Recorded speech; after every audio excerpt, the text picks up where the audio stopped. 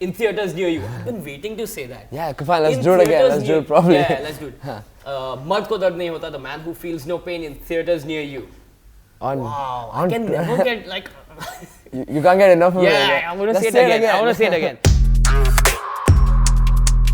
Hello everyone, I am with Abhimanyu, the upcoming star from Mard Ko Dard Nahi Hota. Thank you so much for having me. His movie was given the People's Choice Award in Toronto Film Festival. And then you've traveled across 12, how many festivals have you guys gone to? Around 12? Too many. Yeah, we sold out at 12 film festivals consecutively. Mard Ko Dard Nahi Hota is about this guy who actually has, to be precise, congenital insensitivity to pain. Don't feel pain. Basically, Mard ko dard nahi hota. Yeah. How did you prepare for this role? I spent a lot of time with Vasan, so just discussing what Surya would be in different situations, how would he react. We connected to different books, films. I got to speak to a couple of people who have parts of this disease. Did you put yourself through pain? I didn't put myself through not that kind of pain, but while shooting there was a lot of injuries that I went through. But that's because I did all the stunts myself. I learned martial arts from scratch, self-defense, boxing.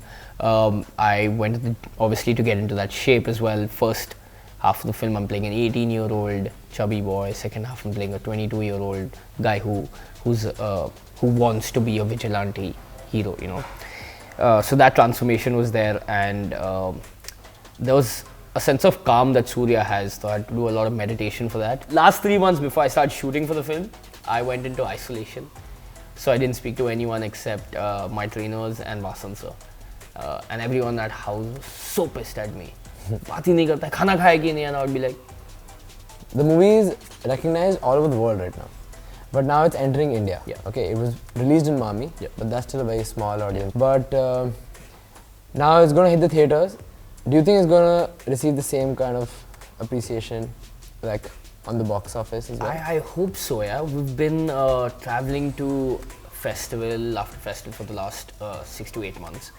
And different cultures from all over the world have been watching our film.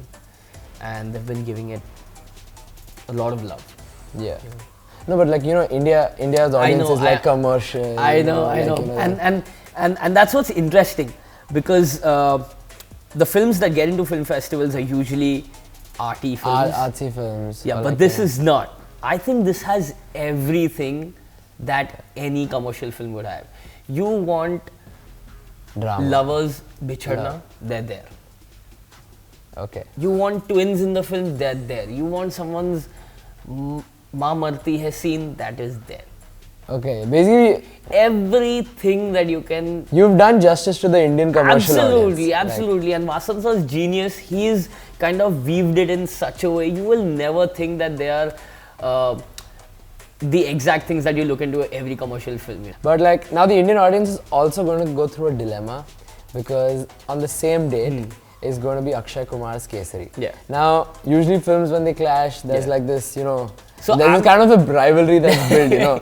But you just like trashed that rivalry, went on like... I really liked it. I really liked the fact that you went out like, oh wow, I'm looking forward to watching Absolutely, man. I've been a fan of Akshay sir since the Khiladi days. We grew up on those movies, you know, and it's always fantastic to see what he does with films. And it's... Do you think it's going to affect Mard Ko Dard Nahi Hota?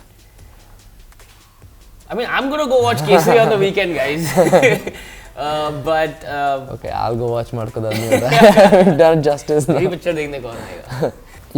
talking about your journey. Okay, I saw it in some video where you said that you've bombed almost 40 to 50 auditions before. Did you? See, I didn't bomb to 40, 50 auditions. Yeah, that was the question you answered. I got a lot of those offers back. It's funny, the first audition I ever gave was an audition I gave when I was really unwell, and I was sneezing and coughing and in between the takes, and I actually got that offer. Oh, and then you were healthy again. So they're like, "Nani, I'm going to do Is that what happened? Yeah, so no.